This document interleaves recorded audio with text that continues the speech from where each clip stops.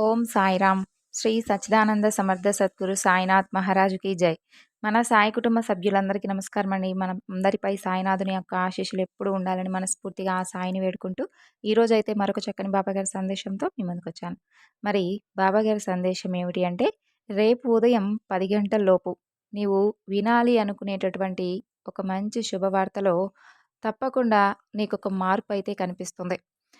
ఈ సాయి మాటపై నమ్మకం ఉంచి ఒకసారి నా మాటలను పూర్తిగా ఆలకించి చూడు అని అంటున్నారు. మరి సందేశంలో ఉన్నటువంటి పరమార్థం ఏమిటో తప్పకుండా తెలుసుకుందాం. అంతకన్నా ముందు మన ఛానల్ను కొత్తగా ఎవరన్నా చూస్తున్నట్లయితే తప్పకుండా ఛానల్ను సబ్స్క్రైబ్ చేసుకోండి. అలాగే వీడియో కనుక నచ్చినట్లయితే లైక్ చేసి సపోర్ట్ చేయండి ఫ్రెండ్స్. ఇక బాబాగారి సందేశంలోకి వెళ్దాం. రేపు ఉదయం నీవు వినాలి అనుకున్నటువంటి శుభవార్తలో తప్పకుండా ఒక మంచి మార్పు అయితే కనిపిస్తుంది. అది నీవు తప్పక ఊహిస్తావు. అలాగే నీవు ఈ మాటల ద్వారా నీ మనసును ప్రశాంతంగా కూడా ఉంచుకుంటావు. ఇక ఆలస్యం చేయకుండా ఈ సాయి మాటలను ఆలకించేందుకు నువ్వు సిద్ధంగా ఉన్నావు కదూ. ఒక్క మాట అయితే ఎప్పటికీ గుర్తుంచుకో.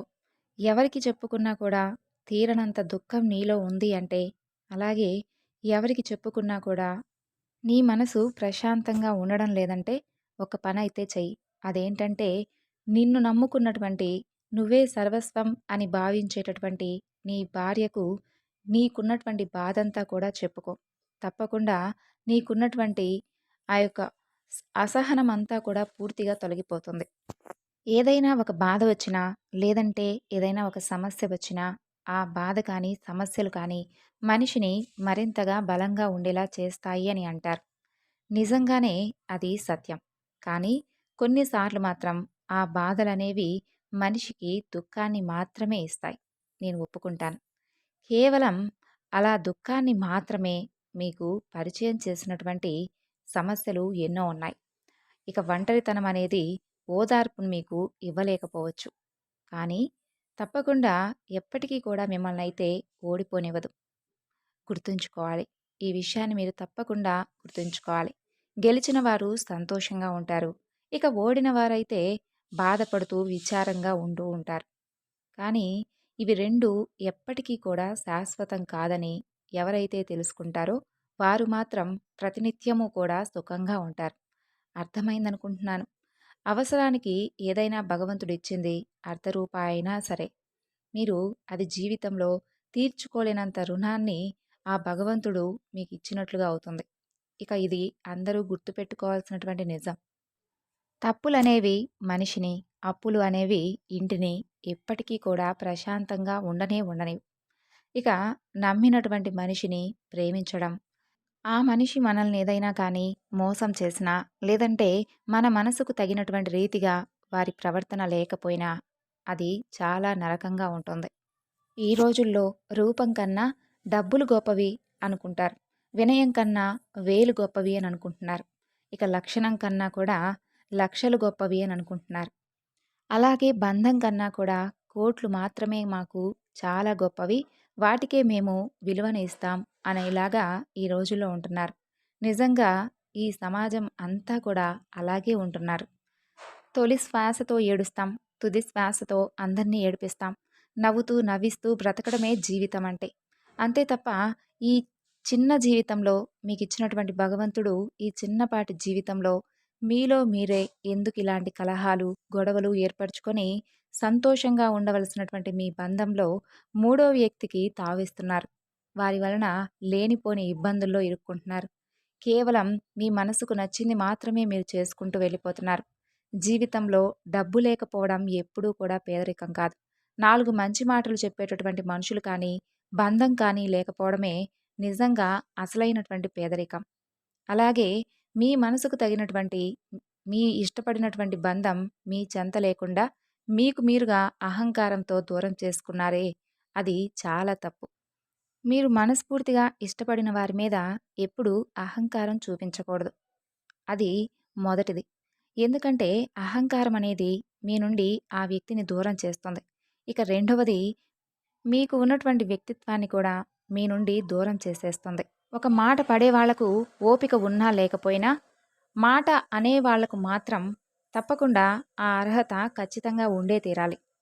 ఆస్తులు, అంతస్తులు అనేవి కాదు ముఖ్యం. వాటి వలన ఎలాంటి అర్హత రాదు. అది మీకు మీరుగా మీరే సంపాదించుకోవాల్సింది.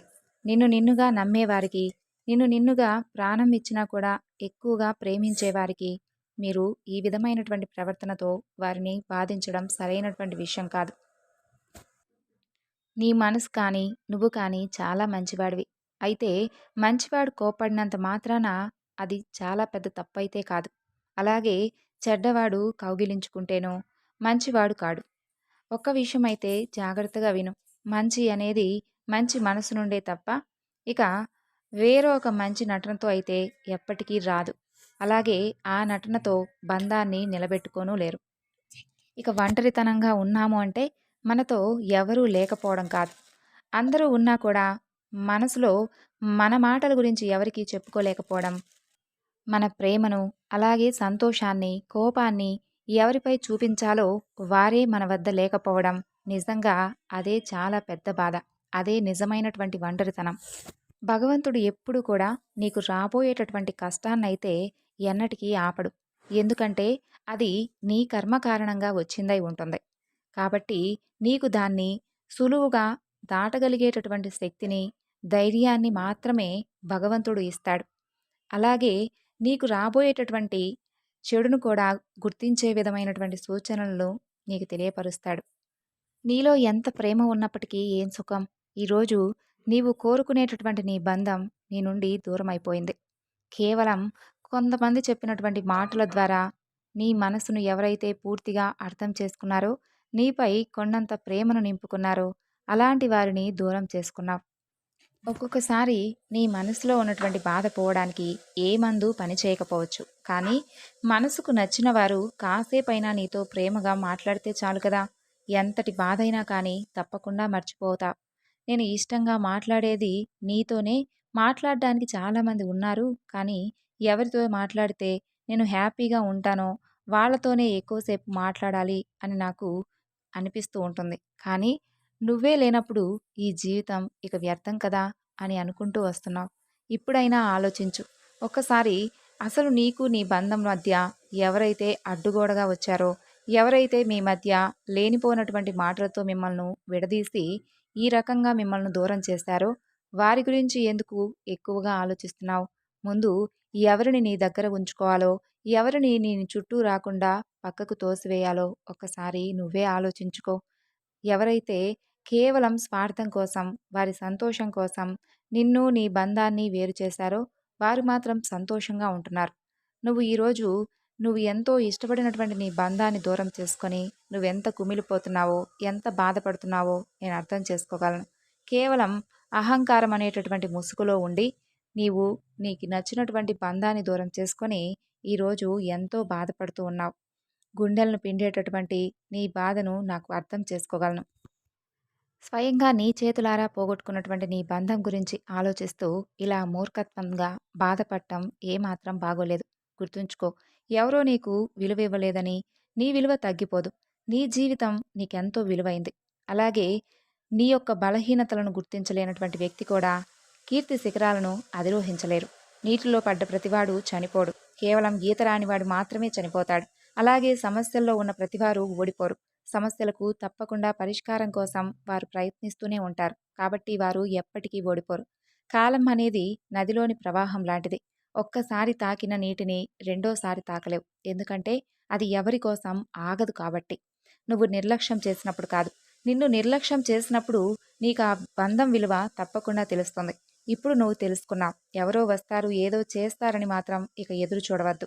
నీకోసం ఎవ్వరూ రారు, ఏదీ చెయ్యరు. కేవలం మీరు సంతోషంగా ఉంటే చూడకుండా ఓడ్చుకోలేనటువంటి కొందరు మిమ్మల్ని విడదీశారు. నీకోసం నువ్వు ఇప్పుడైనా మేల్కొని జీవితంలో సంతోషంగా ఉండాలి అంటే తప్పకుండా నీ బంధం దగ్గరకు నువ్వే వెళ్ళి క్షమాపణలు కోరి నీ తప్పును మన్నించమని చెప్పి వేడుకో. వారు తప్పకుండా నిన్ను, నీ మనసును అర్థం చేసుకుంటారు. ఎందుకంటే వారు నీపై కొండంత ప్రేమను చూపిస్తూ ఉన్నారు. నిన్ను ఏమాత్రం నిర్లక్ష్యం చేయరు. కాబట్టి నువ్వు ఆలస్యం చేయకుండా రేపు ఉదయాన్నే నీవు ఎవరినైతే ఎడబాటు పెట్టావో, ఎవరినైతే వద్దు అని చెప్పి నిర్లక్ష్యం చేశావో, ఎవరి ప్రేమకు దూరమయ్యి ఇన్ని రోజులు బాధపడుతూ ఉన్నావో వారి ప్రేమను నువ్వు తప్పక పొందుతావు. మునుపటిలా మీ జీవితం మరలా సంతోషంగా ఉంటుంది. ఇక ఎప్పటికీ కూడా మీ బంధంలో మూడో వ్యక్తికి ఎప్పుడూ అవకాశం కల్పించకండి. సంతోషంగా ఉండండి. మీ జీవితం చాలా చిన్నది. ఈ ఉన్న జీవితంలో మీరు సంతోషంగా ఉండేందుకే ప్రయత్నించండి కానీ, కోపతాపాలతో మీకు మీరుగా లేనిపోనటువంటి కష్టాలను ఏర్పరచుకోకండి. సంతోషంగా నీ బంధంతో మరలా నూతనమైనటువంటి జీవితాన్ని ప్రారంభిస్తావని నీ బాబా ఎదురు చూస్తూ ఉంటాడు. సో విన్నారు కదండి బాబాగారి సందేశం. ఈ సందేశం ఎవరైతే భార్యాభర్తలు సంతోషంగా ఉంటూ వారి మధ్య వేరెవరో వచ్చి వారికి లేనిపోయినటువంటి మాటలు చెప్పి వారిని విడదీసి వారు మాత్రం సంతోషంగా ఉంటారు. కానీ వారిని మాత్రం ఎంత నరక యాతనకు గురి చేస్తారంటే అలాంటి వారు మన సమాజంలో చాలా ఎక్కువగా ఉంటారండి. అలాంటి వారి కోసం ఈ చిన్న సందేశం మనసును ప్రశాంతంగా ఉంచుతుందని భావిస్తూ మరొక చక్కని బాబాగారి సందేశంతో మరలా కలుసుకుందాం. అంతవరకు నమస్కారం. ఓం సాయిరామ్. సర్వేజన సుఖినో భవంతు.